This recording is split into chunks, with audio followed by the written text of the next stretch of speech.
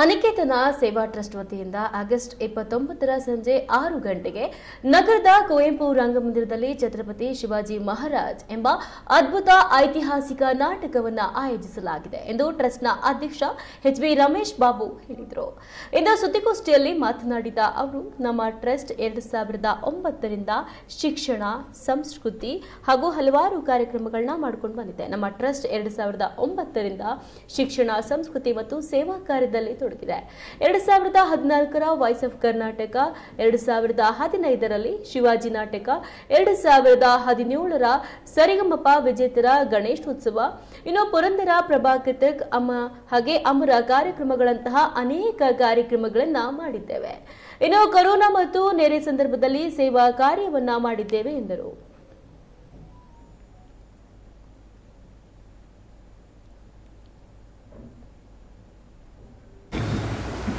ಅನಿಕೇತನ ಸೇವಾ ಟ್ರಸ್ಟ್ ಶಿವಮೊಗ್ಗ ಕಳೆದ 20 ವರ್ಷಗಳಿಂದ ಸಾಮಾಜಿಕ ಸೇವೆ ಮಾಡಿಕೊಂಡು ಸಾಂಸ್ಕೃತಿಕ ಚಟುವಟಿಕೆಗಳನ್ನು ಕೂಡ ಮಾಡ್ತಾ ಇದ್ದೀವಿ.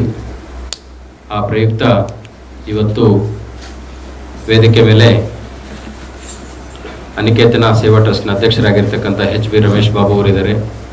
ಅವ್ರಿಗೂ ಸ್ವಾಗತ ಕೋರ್ತೇನೆ. ಉಪಾಧ್ಯಕ್ಷರಾಗಿರ್ತಕ್ಕಂಥ ಮೇಡಮ್.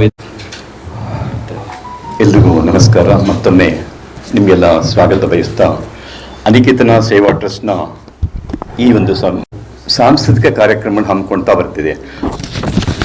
ಮೈಲುಗಲ್ಲಾಗಿ ಕೆಲವು ವಿಚಾರಗಳನ್ನು ತಿಳಿಸ್ಬೇಕು ಅಂದರೆ, 2014ರಲ್ಲಿ voice of Karnataka from Shivamogga ಅಂತ ಕಾರ್ಯಕ್ರಮ ಆಯ್ದ ಕಾಲೇಜುಗಳಿಂದ ಸಂಗೀತಗಾರ ಒಳ್ಳೆ ಹಾಡುಗಾರರನ್ನು ಸೆಲೆಕ್ಟ್ ಮಾಡಿ voice of Shivamogga, voice of Karnataka ಅಂತ ಸೆಲೆಕ್ಟ್ ಮಾಡಿದ್ವಿ. ನಂತರ 2015ರಲ್ಲಿ ಛತ್ರಪತಿ ಶಿವಾಜಿ ಮಹಾರಾಜೆ ಅಂತ ಶಿವಮೊಗ್ಗ ಕಲಾವಿದರಿಂದ ಒಂದು ನಾಟಕ ಪ್ರಸ್ತುತಪಡಿಸಿದ್ವಿ. ನಂತರ 2017ರಲ್ಲಿ ಸಾರಿಗಾಮಪ ವಿಜೇತರಿಂದ ಗಣೇಶೋತ್ಸವ ಸಂಗೀತ ಕಾರ್ಯಕ್ರಮವನ್ನು ಏರ್ಪಡಿಸಿದ್ವಿ. 2018ರಲ್ಲಿ ಕಥಕ್ ಪರಂಪರಾ ಪ್ರವಾಹ ಅಂತ ಮೈಸೂರಿನ ಪ್ರೀಮಿಯರ್ ಸ್ಟುಡಿಯೋ ಮಾಲೀಕರಾದ ವಿದ್ವಾನ್ ನಾಗರಾಜ್ರವರ ತಂಡ 22 ಕಲಾವಿದರ ತಂಡದಿಂದ ಕಥಕ್ ಪರಂಪರಾ ಪ್ರವಾಹ ಅಂತ ಕಥಕ್ ನೃತ್ಯ ಕಾರ್ಯಕ್ರಮವನ್ನು ಏರ್ಪಡಿಸಿದ್ವಿ. ನಂತರ 2021ರಲ್ಲಿ ಅಪ್ಪು ಪುನೀತ್ ರಾಜ್, ಅದು ಅಲ್ಲದೆ ಕರೋನಾ ಸಮಯದಲ್ಲಿ ಮತ್ತೆ ಮಾಡ್ಕೊಳ್ತಾ ಬಂದ್ವಿ. ದಿವಂಗತ ಎಚ್.ಎನ್. ಭೈರೋಜಿರಾವ್ ಜಾಧವ್ ಮತ್ತು ದಿವಂಗತ ಸುಶೀಲಾ 33ನೇ ಪ್ರದರ್ಶನ ಛತ್ರಪತಿ ಶಿವಾಜಿ ಮಹಾರಾಜ್ ನಾಟಕವನ್ನು.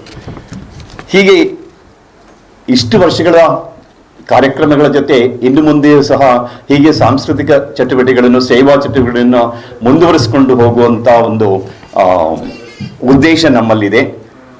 ದಯವಿಟ್ಟು ನೀವೆಲ್ಲ ಈ ನಾಟಕ ಪ್ರದರ್ಶನಕ್ಕೆ ತಾವು ಮತ್ತು ತಮ್ಮ ಕುಟುಂಬದವರ ಜೊತೆ ಬರಬೇಕು ಮತ್ತು ಸಾರ್ವಜನಿಕರಿಗೆ ವಿಷಯ ತಿಳಿಸಿ ಹೆಚ್ಚಿನ ಸಂಖ್ಯೆಯಲ್ಲಿ ಬರುವ ಹಾಗೆ ಮಾಡಬೇಕು ಅಂತ ನಿಮ್ಮಲ್ಲಿ ಕಳಕಳಿಯಿಂದ ಕೇಳ್ಕೊಳ್ತಾ ಇದ್ದೇನೆ.